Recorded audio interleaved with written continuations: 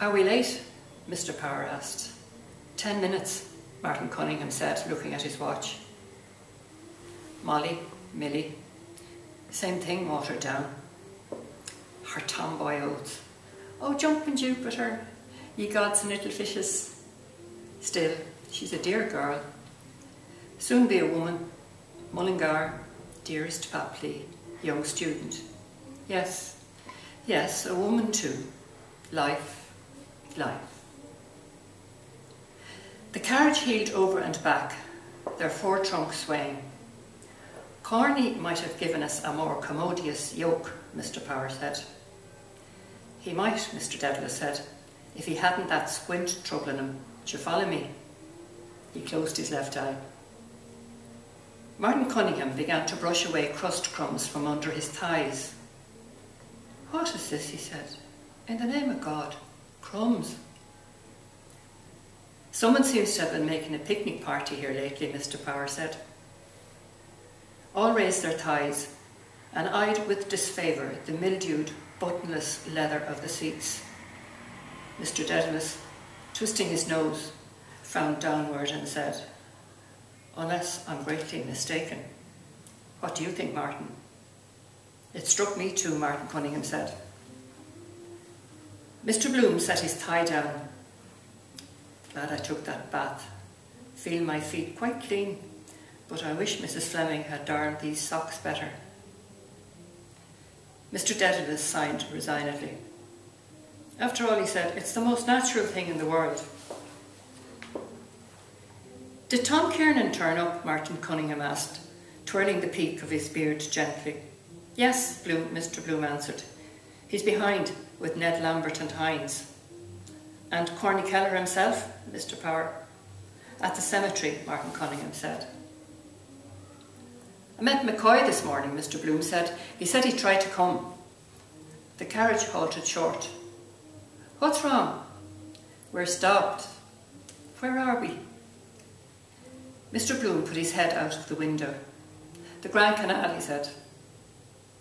Gasworks, whooping cough, they say it cures. Good job Millie never got it. Poor children. Dose them up black and blue in convulsions. Shame, really.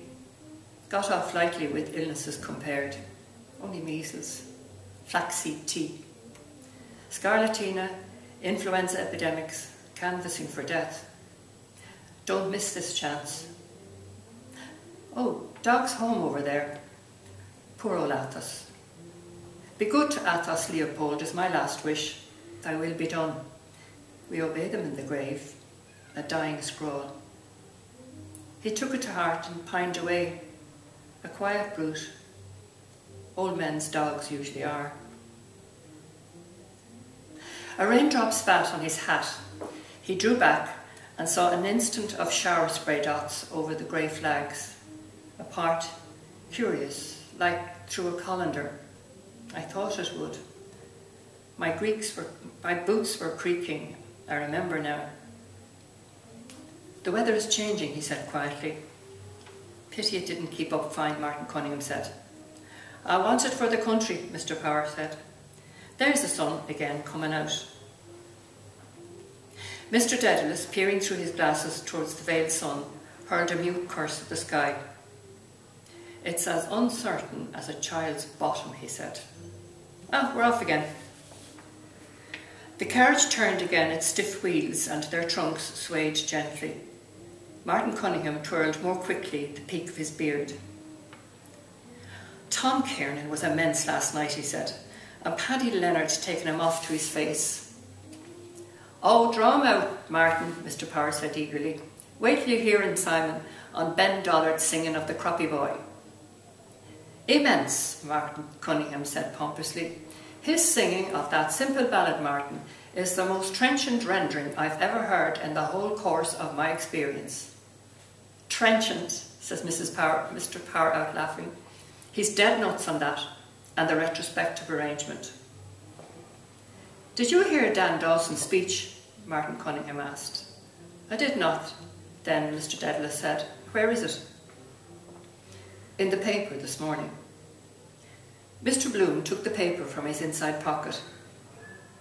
That book I must change for her. No, no, Mr. Dedalus said quickly. Later on, please.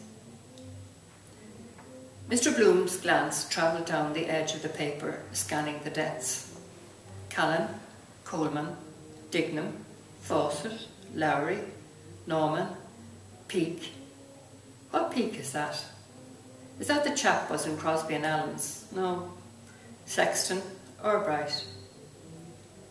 Inked characters fast fading on the frayed breaking paper. Thanks to the little flower. Sadly missed. To the inexpressible grief of his. Aged 88 after a long and tedious illness. Month's mind, Quinlan.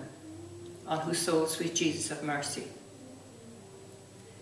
It's now a month since dear Henry fled to his home above in the sky, while his family weeps and mourns his loss, hoping someday to meet him on high.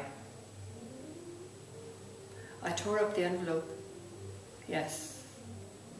Where did I put the letter after I read it in the bath? He patted his waist pocket. There, all right. Dear Henry fled before my patience are exhausted.